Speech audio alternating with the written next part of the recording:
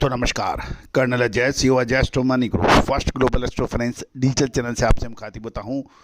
19 दिसंबर सन 2024। दोस्तों आज शाम के समाचारों में हम चर्चा करेंगे खाद्य तेलों में बेताशा गिरावट के बाद कुछ आशा की किरण गिरी। अंतर्राष्ट्रीय बाजारों में सोया तेल और पाम तेल के अंदर कुछ रिकवरी देखी गई। इसमें प्रमुख कारण इंडोनेशिया की एक महत्वपूर्ण खबर हो जाता है। साथ साथ भारतीय बाजारों में सरसों तेल, कच्ची घानी, एक्सपोलर में ज़बरदस्त गिरावट देखने को मिली। सोया तेल में भी सुबह के बाज़ारों में गिरावट थी। जानिए पूरी रिपोर्ट विस्तार से। दोस्तों एक विनम्र अनुरोध, यदि आप हमारे चैनल पर नए हैं, पहली बार आए हैं और अभी तक सब्सक्राइब नहीं किया है तो चैनल को सब्सक्राइब करना बिल्कुल ना भूलें। दोस्तों आपको याद होगा कि हमने आपको तेल के बारे में, खाद्य तेलों में सबसे पहले ऊपरी स्तरों पर गिरावट के जो अग्रिम संकेत दिए थे वो अक्षत सत्य साबित हो गए। साथ साथ अब महत्वपूर्ण ये रहेगा क्या अब रिकवरी के चांसेज हैं या फिर और बड़ी गिरावट की संभावना है।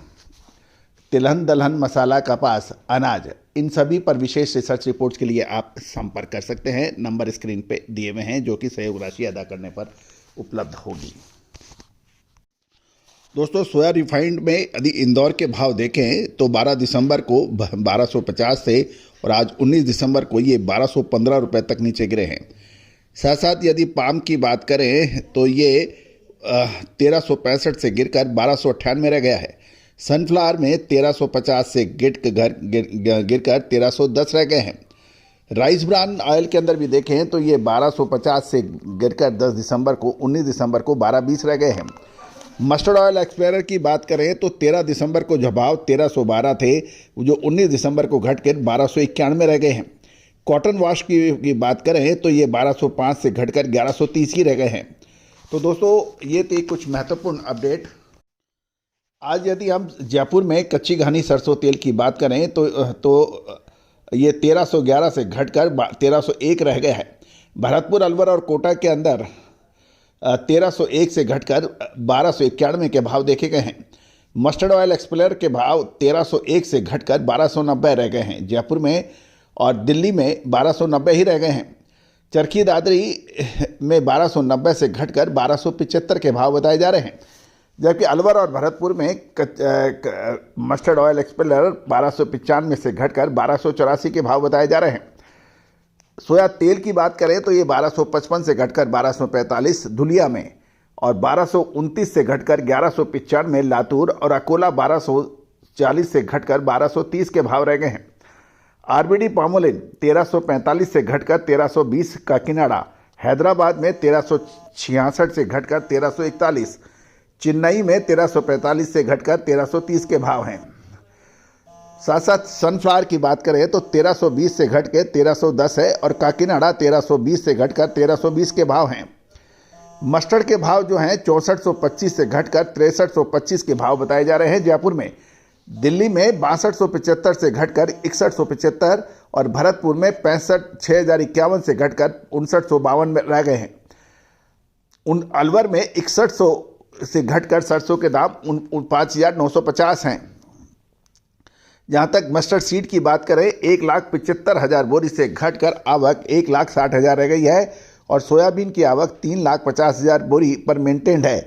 ये कल भी इतनी ही थी। तो दोस्तों कुल मिला के ऑयल सीड के बाज़ारों में आज कमजोरी देखी गई है। साथ साथ यदि हम ऑयल में भी देखें तो इसके अंदर कमजोरी की नज़र आई है। दोस्तों लगातार कई दिनों की गिरावट के बाद अंतर्राष्ट्रीय बाज़ारों में मलेशियन पाम ऑयल और सोया ऑयल में कुछ बढ़त देखी गई। इसमें प्रमुख कारण इंडोनेशिया के निर्यात शुल्क में वृद्धि के कारण देखा गया है। ये एक टेक्निकल बाउंस बैक की भी माना जा सकता है। मलेशियन पाम ऑयल की कीमतें सीबॉट पे सोया ऑयल की में बढ़त और इंडोनेशिया द्वारा अपने कच्चे पाम तेल यदि सीपीओ कहते हैं इसके निर्यात शुल्क में वृद्धि के कारण ये मजबूती देखी गई। MDEX बेंचमार्क मार्च सीपीओ यानी क्रूड पाम ऑयल अनुबंध अपने दिन के निचले स्तर पर से उभर कर 5012 रिंगेट प्रति माफ़ कीजिएगा MEDX पर बेंचमार्क मार्च सीपीओ अनुबंध अपने दिन के निचले स्तर से उभर कर MYR 5012 प्रति मेट्रिक टन पर समाप्त किया, जिससे दिन के अंत में MYR 17 मेट्रिक टन की मामूली हानि थी। इंडोनेशिया ने अपने जैव ईंधन सब्सिडी के लिए निर्यात शुल्क बढ़ाने की घोषणा की है। इंडोनेशिया ने अपने CPO यानी क्रूड पाम तेल के निर्यात शुल्क को 7.5 से बढ़ाकर 10% करने की घोषणा कर दी है, जिससे प्रस्तावित B40 मिश्रण भी शामिल है। जबकि ये उपाय इंडोनेशिया के घरेलू पाम ऑयल की खपत को बढ़ावा देने के लिए बताया जा रहा है। साथ साथ बाजार के जो B40 कार्यक्रम में क्रियान्वयन में देरी से स्टॉक का स्तर बढ़ सकते हैं, जिससे इंडोनेशिया पाम ऑयल की कीमत और ग्लोबल कंपटीशन पर दबाव पड़ सकता है।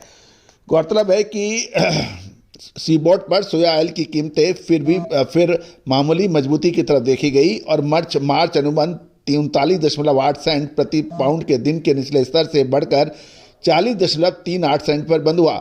ये तेजी एक basically short term technical bounce back दिखा रही है, क्योंकि सोया और पाम तेल पिछले कुछ दिनों से लगातार तेज गति से गिरावट की ओर अग्रसर हो रहे हैं। गौरतलब है कि आने वाले 5 से 10 दिन, आपको याद होगा हमने आपको दिसंबर महीने के शुरुआत में ही आपको अपडेट दिया था कि खाद्य तेलों में गिरावट की संभावना बन सकती है, और वैसा ही कुछ बाजारों में देखने को भी मिला है। आगे 15 से 20 दिन क्या होने की संभावना है, विशेष रिसर्च रिपोर्ट के लिए संपर्क करें। All the very best, good luck, happy trading.